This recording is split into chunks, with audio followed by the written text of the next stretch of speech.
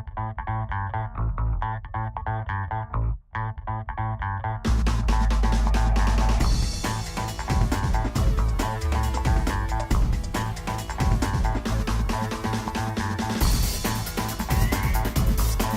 everyone, and welcome to this edition of the Rider Sports Spot. I'm Gina Resanito.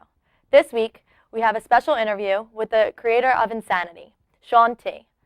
Daisy Rivadeneira spoke with Shaun T while he visited Rider this month. Hey everyone, I'm Daisy Rivadeneira here on an exclusive interview for the Rider Sports Spots. It is an honor to be sitting next to the creator of Hip Hop Abs, Insanity, Insanity the Asylum, Rock and Body, and his newest fitness program, Focus T25. Thank you so much for joining us today. Thank you for having me here, Daisy. So, what inspired you to start these fitness programs? It's interesting that you asked that because I'm going to talk to the Rider students about that today. But, I went through a weight gain in my college years, and the process of changing that and going from, overweight to being fit was such an amazing experience for me. And I was like, if I'm able to feel this way, feel different, look better, have more energy, I'm like, if the world could feel this, like if people could understand what it's like to change their body, change their life, change their health, I'm like, this is something that I want to do and pay forward forever. That's nice. So, sticking to the college topic, in college, freshman year is known as freshman 15. Yep. So, do you have any tips for us college students on how to avoid adding on those pounds?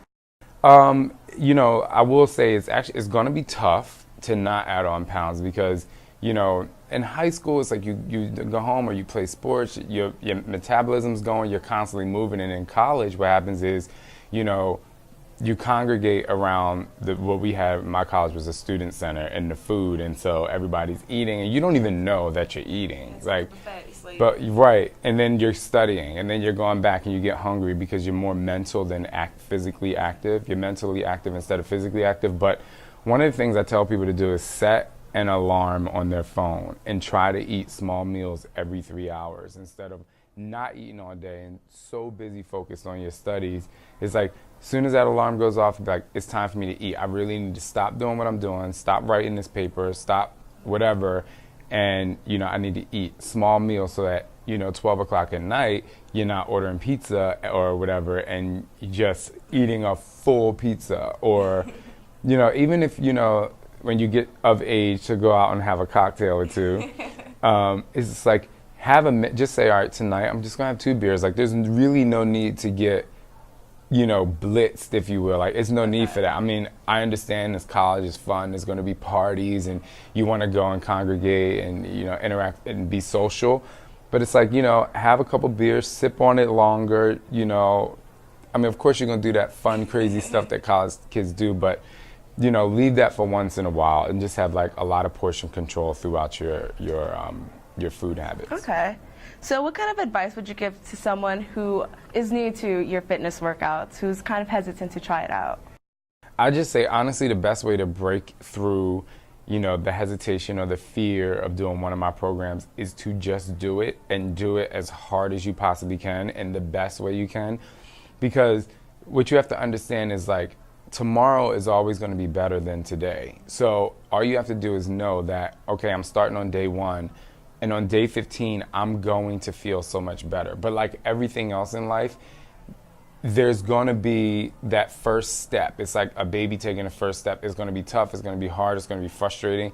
But think about a month after a baby starts to try and walk. It becomes easier in a sense of, like, you're able to manage it. But life in general becomes tougher. The better you get, the harder life gets, because the more experience you get, the more things come into your life. So, when you're doing these fitness programs, just say, you know what, I'm just going to work hard every day and know that, the energy that you're putting out, the return is going to be, a healthier, happier you. Do you know of any pro athletes that have used your fitness programs? Yeah, I mean, I know Ocho Cinco has used a fitness pro who has used Insanity. Would you recommend athletes to use your fitness? Kim Clijsters has attended. But yes, I absolutely recommend pro athletes to use my fitness programs. Like, one of my favorite sports now, not later years, but 30s, is tennis. And, tennis is such like a interval workout because, you're running around and you stop and serve and then you run around, and Insanity is so much like that. Like, you're gone for like 2.5 minutes and you get a 30-second break. And I think in tennis, like the time they have between serves is like 25 seconds. So it's like, it's amazing. But yeah, but even for football or basketball, I mean, people who run marathons, I mean, Insanity helps because you're pushing your body to its peak level of conditioning with every single workout. So think about if you do that every day and you're also training on your specific skills, I think like the cardiovascular endurance and your skill can marry one-on-one and you can be a champion, really. That's amazing. Thanks. Well, thank you so much. That's all the time we have with you today. It was a pleasure to speak to you and be in the same room as you. Oh, thanks, Daisy. I appreciate it. I hope the students at Rider are inspired today, inspired by this interview, and, continue to stay healthy, happy, and fit. Thank you. Now I am joined by Carlos Delcid and Dan Imet. Let's get started. The New York Knicks made headline this past week when they announced the hiring of the Hall of Fame coach Phil Jackson to be their new president. This title gives Jackson complete control of the Knicks front office.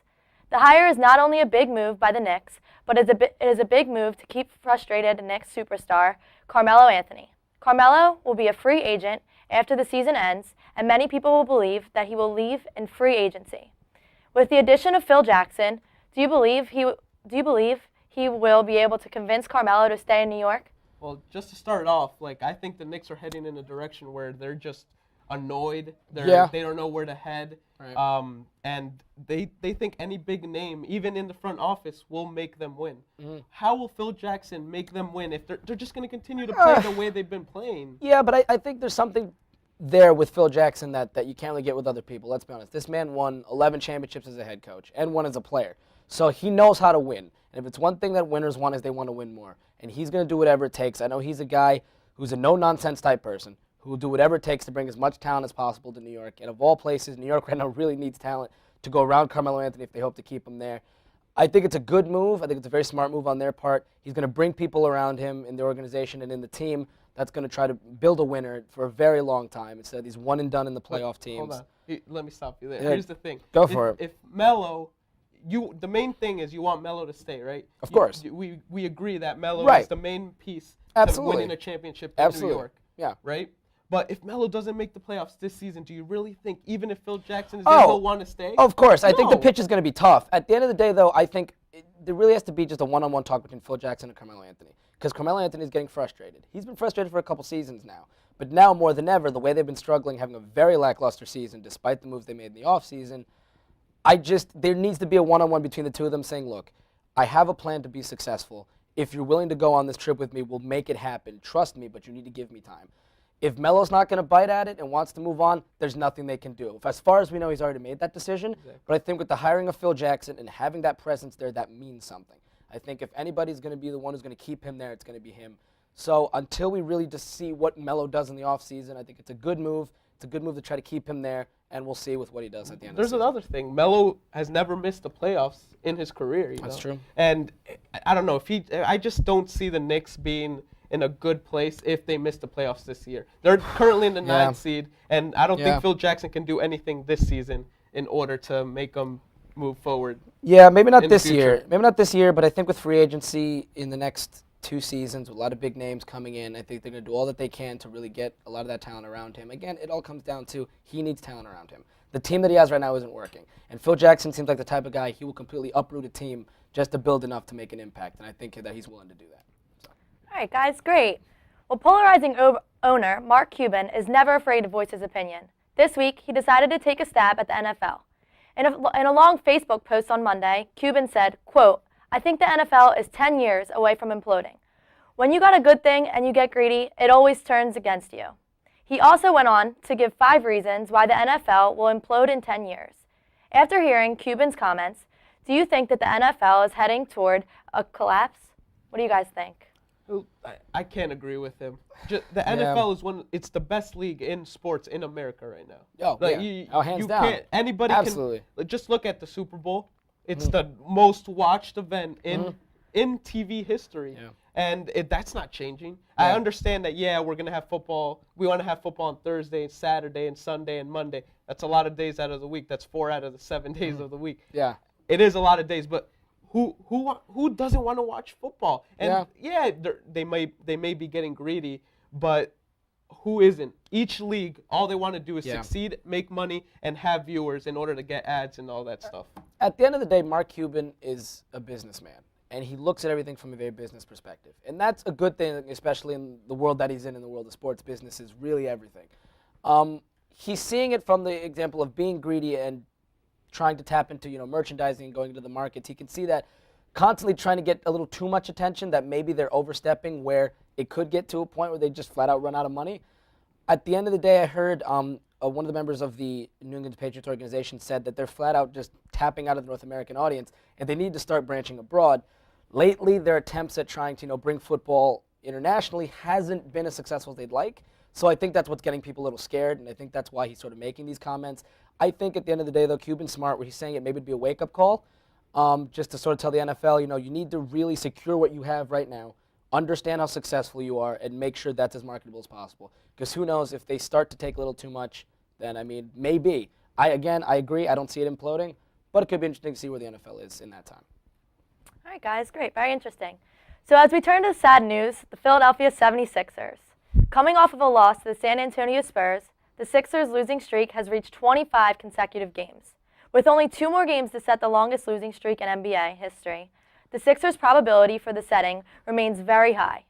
Do you guys both think that the Sixers will set the record? And if they do, how will this affect the NBA as a whole?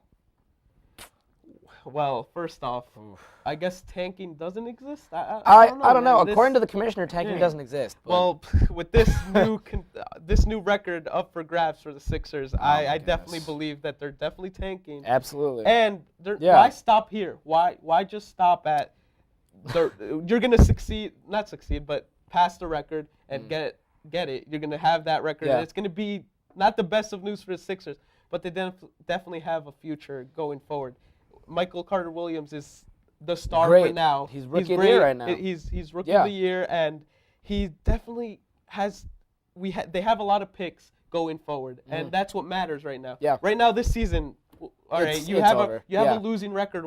Why does it matter? Yeah. And they're definitely going to pass it. They're definitely going to have that record. Absolutely. And I don't think it's just going to stop at the 27. Losses in a row. I think it's just going to keep it going. They'll probably have 1 or 2 more wins the rest of the season. Yeah. The season's almost over. Yeah. What, they're 15-56 or something? Something like that, yeah. It's over for them, and they don't even care at this point. Yeah, you'd think in the beginning of the season when the Sixers beat Miami that it wouldn't be as dismal as it is now. But at the end of the day, the Sixers knew what position they were in. They understood that in order to be successful right now, they have to be unsuccessful. And so with them really, again, uprooting their team, trading them pretty much all away in the trade deadline, having the streak happen, it's going to make news, maybe not the best news they'd like, but at the end of the day, they do have picks as a result. They're just letting the season run its course. No one's expecting any great success from the Sixers this season. But in the draft, that's going to determine where they go in the next 5 years and maybe beyond that, as they're going to invest in young talent. So, the streak will continue. I think the Sixers will beat it. I just think just because they're just going to play with the mentality of let's just wait till next season. And at the end of the day, it'll just impact their team, and with their picks, who knows what they'll do in the East. But until then, we'll just have to wait it out, unfortunately. Yep. Well, not a very good season for the Sixers, but hopefully next year will be better. Now here is Mike Umbro and Chris Horton with Football Talk. Hello, football fans, and welcome to Football Talk. I'm Mike Umbro, and I hope you all enjoyed your spring break. I know I did. But it's definitely a good feeling to be back at the studio giving you guys all the scoops on what goes on in the NFL. In fact, there's been a lot of different moves going on since the start of free agency 2 weeks ago. Plenty of big names will be with new teams this coming fall. Let's get started with some of the big moves. The freshest deal in the NFL consists of superstar pass rusher Jared Allen and the Chicago Bears joining forces. Allen is expected to make a positive impact on the Bears' pass rush. Some other deals, including the Jets signing wide receiver Eric Decker to a 5-year deal and quarterback Michael Vick to a 1-year deal. Vick is expected to be a mentor for current starting quarterback Geno Smith. The New England Patriots have made big moves, especially signing cornerback Darrelle Revis. The Pats have also signed former Panther receiver Brandon LaFell. The New Orleans Saints made a big move to bolster their secondary by signing the best free safety in the game, Jarris Byrd. Other big moves include Akeem Nicks signing with the Colts, the Denver Broncos signing with DeMarcus Ware, and Dominique Rodgers-Cromartie signing with the New York Giants. Also, the Oakland Raiders, who made a handful of moves, traded for former Texans quarterback Matt Schaub. I'm here today with Chris Horton, and he's going to give a little insight on some of these free agency moves and how they impact the draft. Chris, how are you today? How are you? I'm great. All right, Chris, let's get right to it. Give us your analysis on what you think is the best signing and the worst signing in free agency. Okay, so as for the top, I definitely have to say Revis to New England. 1 year, $12 million deal. This guy was just 2 years ago, he was the top corner in the entire NFL. He will immediately fit in, and I think he really will succeed. As for the worst, I'm sorry, Mike, but I'm actually going to have to go with your Jets and them signing Mike Vick. I understand that it's a 1 year, $5 million deal, but he's old, he's washed up, he gets injured too easily, and I think it's just going to cause more of a controversy for current starter Geno Smith after that tough rookie year. All right, very good insight. Now tell us about how free agency is going to impact this coming draft in May. I think the most important pick has to be Oakland because they signed Matt Schaub, who was a very good quarterback, just got unlucky, he just got hurt. And now Oakland, they don't have to use that top 3 pick on a QB. They could use it for offense, they could use it for special teams, they could use it for anything they want. I'm thinking that they go Sammy Watkins and draft a wide receiver. That's all we have time for on Football Talk. I'm Mike Umbro, and remember, football's not just a sport, it's the best sport in the world. Now here is Ballin' with B&B. Hi, I'm Benedict Odita, and welcome to today's episode of Balling with Brandon and Benedict. Brandon, how are you doing today? I'm doing great. How are you? Good. Brandon, what are you really expecting in this upcoming Sweet 16, beginning with the Kentucky versus Louisville game? Kentucky versus Louisville, it has a history of a intense rivalry, so I'm expecting it to be probably the highlight of the Sweet 16. You have Russ Smith going against the Harrison twins. In the paint, you have Montrezl Harrell. We'll see how he can defend against Julius Randle because we know that Julius Randle has been amazing this season. He's been an animal in the paint, so I expect that to be the highlight. Also, Dayton and Stanford, the battle of the double-digit seeds. Both teams have a very balanced attack on defense and offense, but I honestly expect Dayton to win, given the track record that they have, who they've beaten. They've beaten 2 top seeds, and that should be a very, very good matchup. What do you think about the UCLA versus Florida game? Oh, another great rivalry. Kyle Anderson has to be the leader on that team for them to win because Florida, as you already see, is a very stacked team, top to bottom. They have depth coming off the bench. You have players such as Casey Prather and Michael Frazier who have just took the shine kind of away from the 2 freshmen this season. I actually honestly expected Chris Walker and Casey Hill to be more of an impact, but when you have senior leaders and upperclassmen like they have on their team, that you can't go against that. So that's what we also a really good game. Absolutely. Leadership is a very important role, especially on a basketball team. Exactly. What do you think about? Let's even recap of some of the the big upsets. I mean, let's begin with the Mercer and Duke game. What do you think about that? That caught a lot of people off guard. If everybody can check their brackets, that'll definitely be evident. But it all came down to just heart and desire and the will to win ultimately, because on paper we can all see that Duke clearly has a better team. You have Jabari Parker, Quinn Cook, Rodney Hood, also another one, but they just didn't show up. You look at Jabari Parker, he had 14 points, went 4 for 14 from the field. Rodney Hood, 2 of 10 from the field, only 6 points. So, and Mercer had players, that just stepped up. And that's what March Madness is all about, stepping up. Going back to what you said before, they did have a lot of seniors on that team. Mm-hmm. The head coach actually said in a post-game interview that he really feels that's what really led the team and gave him that push over the top. Right. What do you think about Kentucky's upset against Wichita State? Another one that I actually saw coming, to be honest. That was one of the upsets that I saw coming because Kentucky actually is from the SEC, a very talented. It's not the most talented, but it's very talented as far as compared to the Missouri Valley Conference, which is the conference that Wichita State plays in. So you can't. I saw that coming, and also I expected a lot more from Fred VanVleet, the point guard for Wichita State. He was in foul trouble a lot during the game, which kind of decided that my eyes, because you had 5 players for Kentucky in double figures, whereas Wichita State only had Clee Anthony Early and Ron Baker. So that played a lot into the victory as well. You know, we'll stay tuned into the rest of the tournament to see the rest of the excitement. That's all we have for you here today on this episode of Ballin'. Take care.